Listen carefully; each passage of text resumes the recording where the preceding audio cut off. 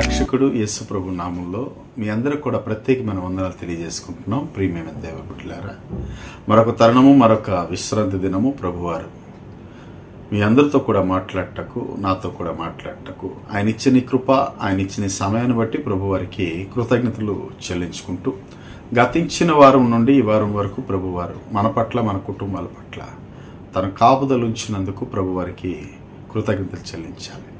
దావీదు భక్తుడు 34 కీర్తనలో ఒక మాట తెలియజేస్తాడు.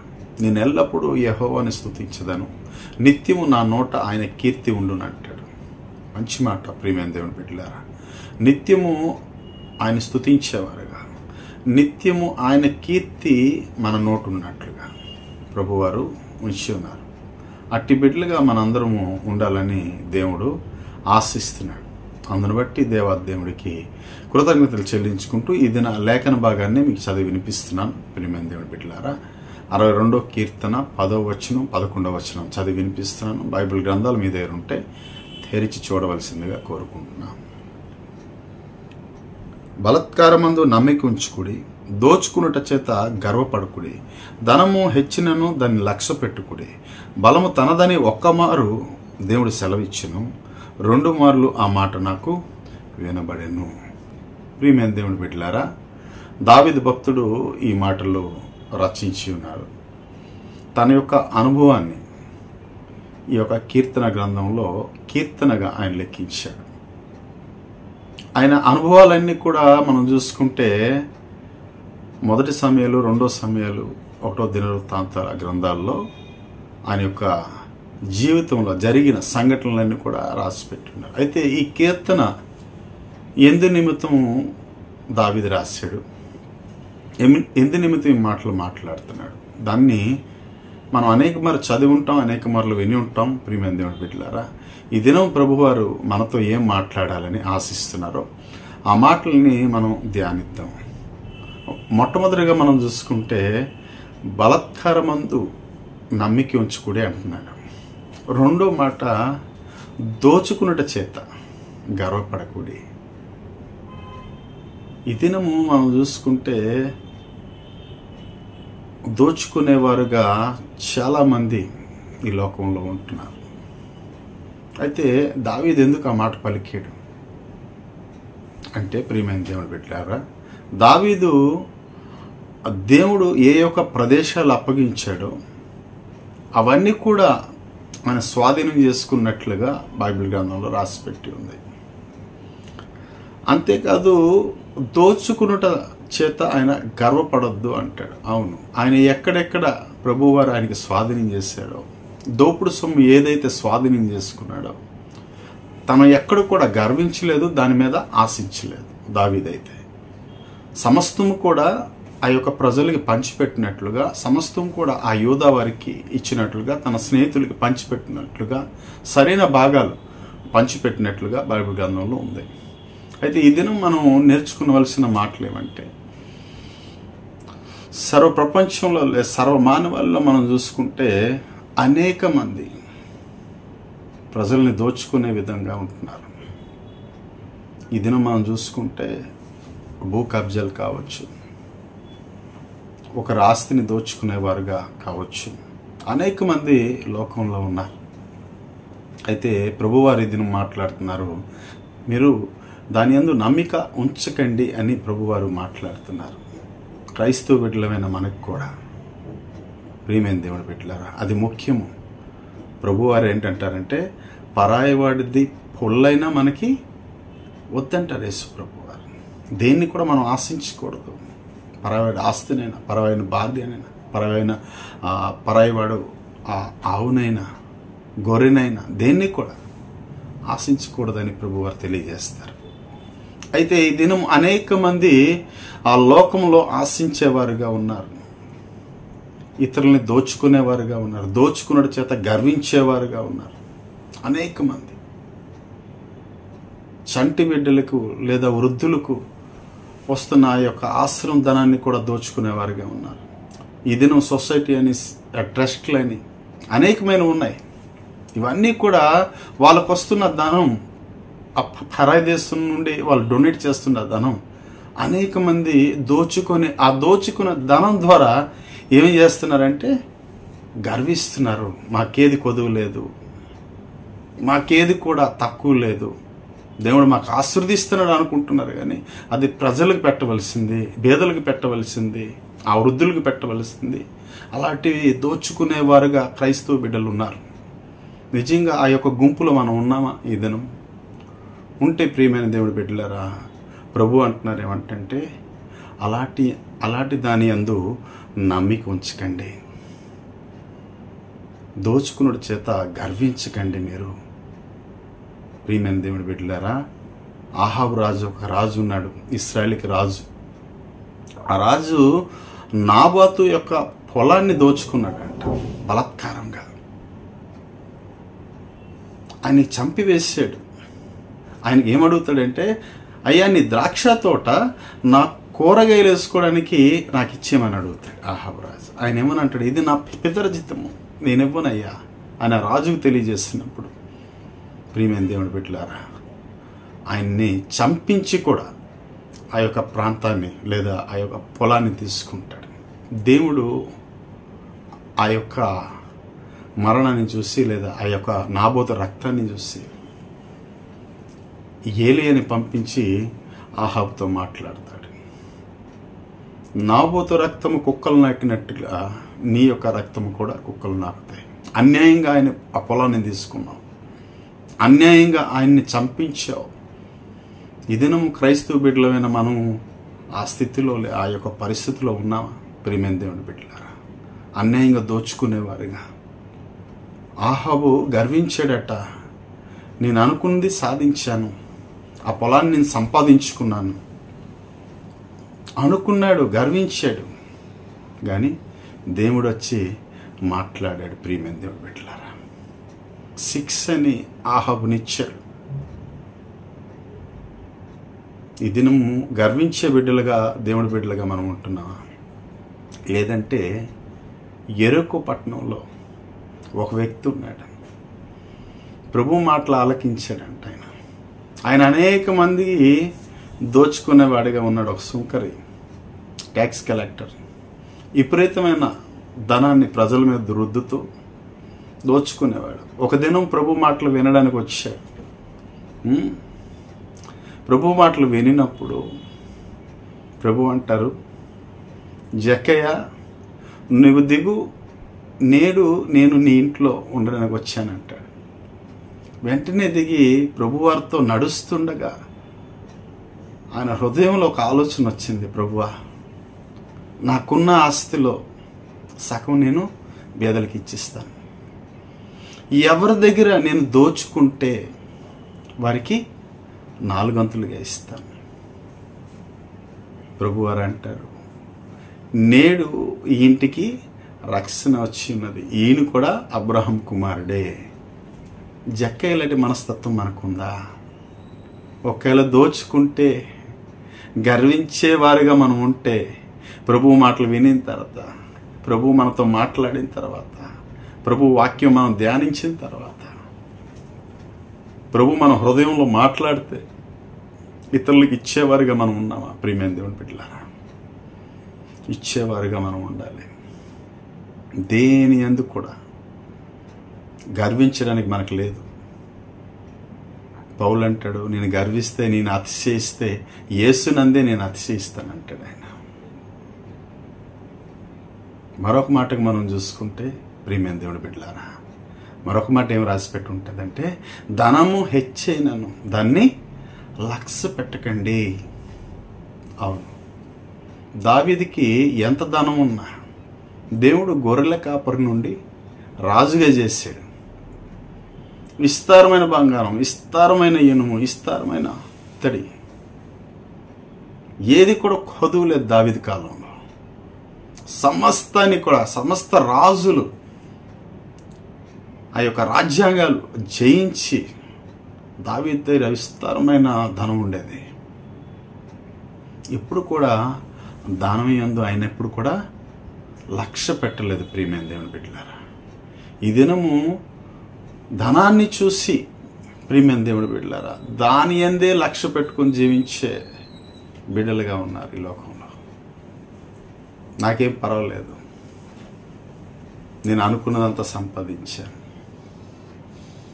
ఎవరేమైపోయినా పర్వాలేదు, మనలో మనం గర్వించి నాకేం తక్కువ, నేనెందుకు ఎవరి దగ్గర లోబడాలి, నేనెందుకు దేవుడి సన్నిధికి వెళ్ళాలి, నేనెందుకు దేవుడి వాక్యాన్ని చదవాలి, ఎందుకు నేను వాక్యాన్ని ధ్యానించాలి, ఎందుకు ఎవరు ప్రార్థన చేస్తే నేను లోబడాలి అని అలాంటి ఆలోచన కలిగి క్రైస్తవ బిడ్డలు అనేక మంది ఉన్నారు.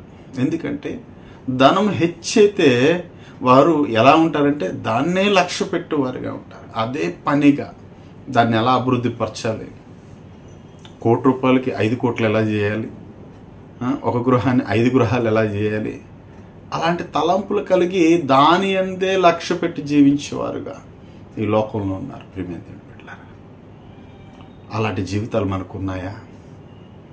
దావీదు అంటున్నాడు ఇక్కడ, ధనం యందు నేను లక్ష్య పెట్టలేదు. పౌలు గారు ఏమంటారంటే, నాకున్న ఆస్తి అంతా కూడా పెంట కుప్పగా ఎంచుకుంటున్నాను అంటాడు.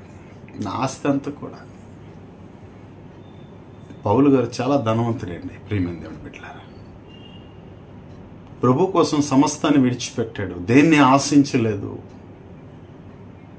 సంఘంలో వచ్చే ధనాన్ని కావచ్చు, ఆయన పరిచర్య చేస్తున్న వచ్చినప్పుడు ధనం కావచ్చు, ఏది కూడా ₹1 ముట్టుకోలేదు ఆయన. సమస్తము కూడా ఆ విశ్వాసులకే, ఆయన కట్టిన సంఘాలకే ఇచ్చేవాడు ఆయన. తన కష్టపడి ఏ దినం ఆహారం ఉన్నా, ఏ దినం పస్తులు ఉన్నా ప్రభువు వారు ఆయన కాపాడేవారు ప్రతి విషయంలో.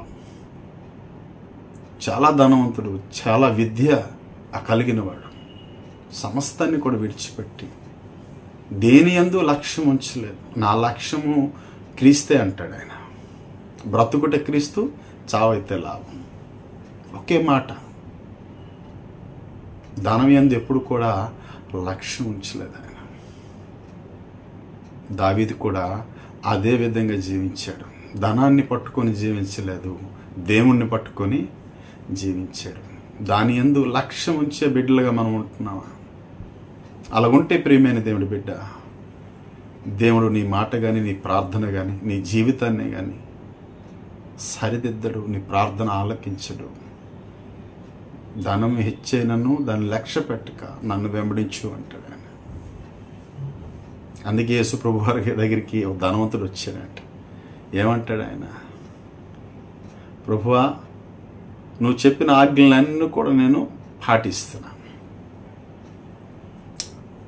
ఇప్పుడు నీతో నేను రావచ్చా అని అడిగినప్పుడు ఆయన ఏమంటారంటే,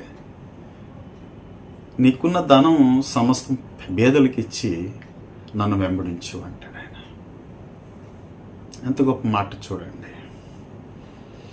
అయ్యా, నేను వారానికి ఉపవాసం ఉంటాను, నా తల్లిదండ్రులు నేను ధిక్కరించలేదు,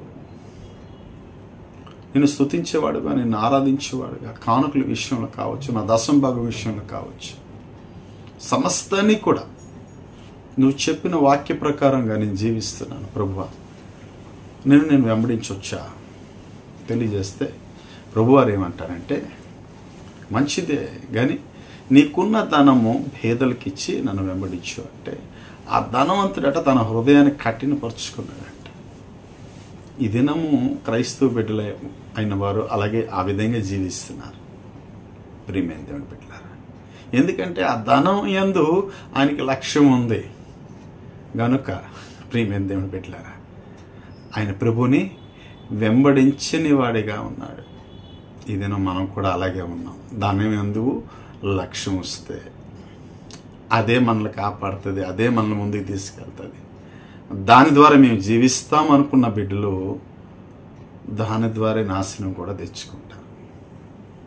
ప్రభువుని వెంబడిస్తే సమస్తము కూడా మనకు అభివృద్ధి చేసేవాడు ప్రభువారు. మంచిదే. మరి 4వ మాటని మనం చూస్తే అక్కడ ఏమీ రాసిపెట్టి ఉందంటే, బలము నాదని నేను ఒక్కమారు చెప్పాను. దావీదుకి ఎన్నిసార్లు వినిపించింది?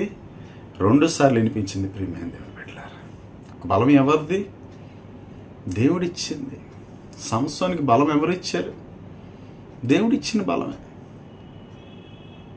ఈ దినము మనకి బలం ఉందనో శక్తి ఉందనో విర్రవీగిన వాళ్ళు చాలామంది ఉన్నారు. సంసోన్ అలాగే అయ్యాడు. ఒక దినం వచ్చింది, దేవుడి యొక్క బలాన్ని తీసివేశాడు. ప్రియమైన దేవుడి బిడ్డలారా, ఏమైపోయాడు? శక్తిహీనుడిగా ఉన్నాడు. దావీదైతే తనకు బలం కావాలన్నప్పుడు దేవుడి దగ్గరికి వెళ్ళేవాడు, దేవుణ్ణి అడిగేవాడు, యెహోవా నా తండ్రి, నేను ఈ యొక్క మిథ్యానుల్ని జయించగలుస్తానా? నా దేవా నా తండ్రి, ఈ ఫిలిస్తీన్లను నీవు నన్ను అప్పగించగలుస్తావా? ఈ సిరియాలను నాకు అప్పగించగలుస్తావా అని దావీదు అనేక మార్లు, మీరు 1వ సమయాల్లో 2వ సమయాల్లో 1వ దినవృత్తాంత గ్రంథాలు చదివితే ఈ మాటలన్నీ కూడా ఉంటాయి. దేవుణ్ణి అడుగుతాడు ప్రతి విషయంలో దావీదు. అప్పుడు దేవుడు అంటాడు, నిశ్చయంగా నువ్వు జయిస్తావు, నువ్వు వెళ్ళు, నేను నీతో ఉంటానంటాడు. ప్రియమైన దేవుని బిడ్డలారా, నీకు బలం కావాలన్నప్పుడు దేవుణ్ణి అడగాలి. పౌలు అంటాడు, నేను ఎప్పుడు బలహీనుడినో అప్పుడే బలవంతుడిని. శరీర క్రియల్లో నేను చూసుకుంటే నేను బలహీనుడినే, ఆత్మీయతలు మనం చూసుకుంటే నేను బలవంతుడిని. నేను లోకంలో జీవించినప్పుడు నేను శక్తిహీనుడిని, నాకు బలం లేదు. దేవుని యందు నేను జీవించుకున్నప్పుడు నేను బలవంతుడిని. అలా చెప్పగలుస్తావా ప్రియమైన దేవుని బిడ్డలారా? దేవుడు ఇస్తాడు దేవుని యందు జీవించుకున్నప్పుడు బలం. యోహాను పేతురులు ఆ శృంగారమైన దేవాలయానికి వెళ్ళారంట. అపోస్తుల కార్యము 3వ అధ్యాయంలో ఉంటాయి. ఒక కుంటివాడు, పొట్టుకతో కుంటివాడంట, ఆ దేవాలయం ద్వారం ముందు కూర్చున్నాడు. ఎవరు భిక్షం వేస్తే భిక్షం ఎత్తుకుండేవాడు. యోహాను పేతురులను చూసి వీరేదైనా ఇస్తారని వారికి తేరి చూసినప్పుడు అంట వారు అన్నారు, మా దగ్గర ఏమి వెండి బంగారం మా దగ్గర లేవు, కానీ యేసు నామంలో నించావు, లేచి నించావు అన్నప్పుడు వాడు పాదములో బలం వచ్చి వెంటనే దిగ్గున నించున్నాడంట. చూడండి, అప్పుడు వరకు శక్తిహీనుడు, అప్పుడు వరకు బలం లేదు ఆయనకి, కానీ బలాన్ని ఇచ్చింది ఎవరు? దేవుడు. ఈ దినము ప్రియమైన దేవుడి బిడ్డ, నీకెవరైనా బలం లేనివాడిగా, నువ్వు శక్తిహీనుడు, నువ్వు దేనికి పనికిరావు, నీ అంతస్తు ఏంటి, నీ స్థాయి ఏంటి, నువ్వు దేనికి పనికిరావు అనేవారు లోకంలో, సమాజంలో, సంఘంలో అనేక మంది ఉంటారు. నీకు హేళన చేసేవారు, హీనపరిచేవారు. వారు హీనపరుస్తున్నారని, వారు మనకి బలహీనపరుస్తున్నారని, మనలో మనం దుఃఖించుకొని, మనలో మనం బాధపడి ఇంకా బలహీనలు కాకుండా దేవుడి దగ్గరికి వచ్చి ప్రభువుని ప్రార్థించినప్పుడు, ప్రభువు నాకు ఆ శక్తి దయచే, ఆ బలాన్ని నాకు దయచే, నేను లోకాన్ని జయించినట్లుగా, అయ్యా శక్తిగా మాట్లాడినట్టుగా నాకు అనుగ్రహించు ప్రభు బలాన్ని అని ప్రభువు నువ్వు అడిగినప్పుడు, ప్రియమైన దేవుని బిడ్డ, నువ్వు ఎక్కడ కూడా బలహీనుడిగా ఉండవు. దేవుడు నీకు బలవంతుడిగా వస్తాడు. ప్రియమైన దేవుని బిడ్డ, ఈ దినం బలం లేదని నీలో నీవు కృంగిపోవద్దు. ఈ దినం నీ దగ్గర ధనం లేదని, ఈ దినం నీ దగ్గర ఘనత లేదని, పేరు లేదని, అందరికన్నా హీనంగా ఉన్నానని నీలో నువ్వు కృంగిపోవద్దు. ప్రియమైన దేవుని బిడ్డ, బలం కావాలన్నప్పుడు దేవుడి దగ్గరికి రావాలి. ప్రియమైన దేవుని బిడ్డ, అప్పుడు ప్రభువారు మనకి బలాన్ని అనుగ్రహిస్తాడు. దావీదు అదే విధంగా ప్రతి విషయంలో బలం కావాలన్నప్పుడు ఆయన ఎప్పుడైతే బాలుడో సౌలు దగ్గరికి వచ్చాడు. గొలియాత్ అట 40 దినాలుగా ఆ ఇశ్రాయేల్ ప్రజలందరూ కూడా వార్నింగ్ ఇస్తున్నాడు, ఎవరు నన్ను జయిస్తారో నేను వాళ్ళకి దాసుడిగా ఉంటాను, మిమ్మల్ని నేను జయిస్తే మీరందరూ నాకు దాసులై ఉండారని 40 దినాలుగా సవాల్ చేస్తున్నాడు. ఇశ్రాయేల్ అందరూ కూడా భయపడుతున్నారు. ఎందుకంటే ఆయన 6 మూరల జానడు, 10 ఫుట్లు ఎత్తుగలవాడు. ఆయన ధోని అంట, ఆయన కత్తి కావచ్చు, ఆయన యొక్క బాణము లేదంటే ఆయన యొక్క ఈటే ధోని అంతది అంట. అంత పెద్దది, చాలా పెద్దది. ప్రియమైన దేవుని బిడ్డలారా, అంత ఎత్తుగలవాడు, అంత కండలు తిరిగినవాడు, అంత బలవంతుడు. ఇశ్రాయేలు అందరూ కూడా భయపడుతున్నారు. ప్రియమైన దేవుని బిడ్డలారా, ఈ బలవంతుడితో మనం ఎలా జయించాలని రాజు సౌలు కూడా, మొట్టమొదటి రాజు, ఆయన కూడా భయపడుతున్నాడు. ఆయనతో జయించలేక దావీదు వెళ్తాడు. ఏ మాట అంటాడంటే,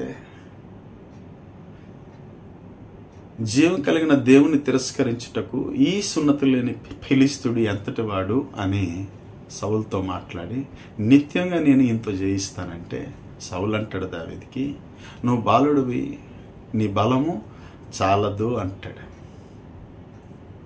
దావీదు అంటాడు, అడవిలో నేను గొర్రెలు కాచున్నప్పుడు ఎలుగుబంటి వచ్చింది, సింహం వచ్చింది, గొర్రెని తీసుకువెళ్తుంటగా దాని నోటి నుండి లాగి గెడ్డం పట్టుకొని కింద కొట్టి చంపేశాను. అలాంటి ఆ యొక్క ఎలుగుబంటి, ఆ యొక్క సింహం లాంటి వాడు కాదా ఈ గొలియాతు? నేను నిత్యంగా జయిస్తాను. ప్రియమైన దేవుడి బిడ్డ, ఆ మాట ప్రకారమే వెళ్ళాడు, ఆ గొలియాతుని జయించాడు. బలాన్ని ఎవరిచ్చారు? దేవుడిచ్చాడు. యుద్ధము యెహోవాదే అంట, రాసిపెట్టి ఉంటుంది అక్కడ. 1 సమూయేలు 17 అధ్యాయంలో మాటలన్నీ ఉంటాయి. బలం లేదన్నాడు సౌలు, బలాన్ని ఇచ్చింది ఎవరు? దేవుడు. దేవుణ్ణి మనం బలం అడిగితే బలం ఇస్తాడు. ప్రియమైన దేవుడి బిడ్డ, కాలేబు అంటాడు, నేను ఈ యొక్క అరణ్యానికి మోషేను పంపించినప్పుడు ఆ కాదేశు దేశానికి నాకప్పుడు 40 సంవత్సరాలు. నాకప్పుడు ఏ బలం ఉందో ఇప్పుడు నాకు 85 సంవత్సరాలు. ఈ అనాయకుల దగ్గరికి వచ్చున్నాను. ఇప్పుడు నాకు అదే బలం ఉంది. బలం ఇచ్చేది ఎవరు? 85 సంవత్సరాలు అంట కాలేబుకి. ఆ అనాకీలందరినీ కూడా నెట్టబెట్టాడు ఆయన. ఎంత బలం దేవుడు ఇచ్చారు చూసారా? అప్పుడే బలం ఉంటుందో ఇప్పుడు ఈ బలం, ఇప్పుడు కూడా అదే బలం. అయితే ఆ బలాన్ని ఇచ్చింది ఎవరు? దేవుడితో ఉన్నాడు, నిండు మనసుతో దేవుణ్ణి అనుసరించాడు గనుక దేవుడు బలాన్ని ఆయన ఇచ్చాడు. కనుక ఈ దినం నీకు బలం కావాలంటే, ఈ దినం నీ శక్తి కావాలంటే ప్రభు దగ్గరికి రా. ప్రభు, నేను శక్తిహీనుడిగా ఉన్నాను, బలహీనుడిగా ఉన్నాను, నన్ను బలపరచు ప్రభు, బలాన్ని నాకు దయచేయి. ఇతరులతో నేను మాట్లాడగలను, ఇతరులని సువార్త ప్రకటించగలిసే. రాజుల దగ్గరికి వెళ్ళాడండి పౌలు, దేవుని మాటలు ప్రకటించడానికి. అంత యొక్క ధైర్యం, అంత యొక్క బలం దేవుడు అనుగ్రహించాడు ఆయన. ఈ దినం నువ్వు నేను ఆ విధంగా ఉన్నాం. ఆ ప్రియమైన దేవుడి బిడ్డ, ఆ విధంగా ఉంటే దేవుడు మనల్ని కూడా బలాన్ని అనుగ్రహిస్తాడు. అడుగుదాం ఆ ప్రభువుని. ప్రియమైన దేవుడి బిడ్డలారా, బలత్కారమందు నమ్మిక ఉంచకండి, దోచుకున్నట్టు చేత గర్వించకండి, ధనం హెచ్చైనను దాన్ని లక్ష్య పెట్టకండి. బలం ఎవరిది? దేవుడిది అని మనం గ్రహించినప్పుడు దావీదులాగా దేవుడికి మనం అన్నీ కూడా మొరపెట్టవచ్చు. దావీదులాగా దావీదు మొరపెట్టాడు ఆ విధంగా దేవుణ్ణి. కనుక ప్రభు వారు ఆయన్ని ఆశీర్వదించారు. ప్రార్థన చేద్దాం. మంచి మాటలు దేవుడు మనతో మాట్లాడినందుకు దేవుడి కృతజ్ఞతలు చెల్లించుకుంటూ ప్రభు వారిని స్తుతిద్దాం. ప్రియమైన దేవుని బిడ్డలారా, అందరం కూడా కళ్ళు మూసుకుంటే ప్రార్థన చేద్దాం. మహాపరిశుద్ధుడైన ప్రభువా, ప్రేమ కలిగిన మా తండ్రి, దయ కలిగిన మా దేవా, మీకు స్తోత్రాలు. ఇంతవరకు మీరు కాపుదలు ఇచ్చినందుకు మీ కృతజ్ఞతలు చెల్లించుకుంటూ, ఇదిగో తండ్రి మంచి మాటలు మేము విన్నాం నాయన. మేము దేని యందు కూడా గర్వించకుండా, దేని యందు మేము కూడా ప్రభువా లక్ష్యం ఉంచకుండా, మా బలము నీవు నా ప్రభువా. అయ్యా, దావీదంటాడు, నా కొండ, నా కోట అన్నీ కూడా నీవే, మాకు ఆశ్రయము నీవే. అవును ప్రభువా, నీ తట్టు మేము తిరిగినప్పుడు మాకు బలాన్ని అనుగ్రహిస్తావు, ధనాన్ని ఇస్తావు, హెచ్చుగా వస్తావు నా ప్రభువా. దేని యందు కూడా మేము లక్ష్యం ఉంచకుండా చూస్తున్న ప్రతి బిడ్డ కూడా ఈ వాక్యాన్ని విని దాని ప్రకారం జీవించుకునే బిడ్డలుగా నా ప్రభువా, ఇదిగో దావీదు వలె మేము తండ్రి, ఇదిగో దావీదు వలె ఆయన అడిగిన విధంగా మేము కూడా ఈ యొక్క నాయన కోరుకుని మేము సంపాదించుకున్నట్లుగా తండ్రి మాకు బలాన్ని ఇవ్వండి.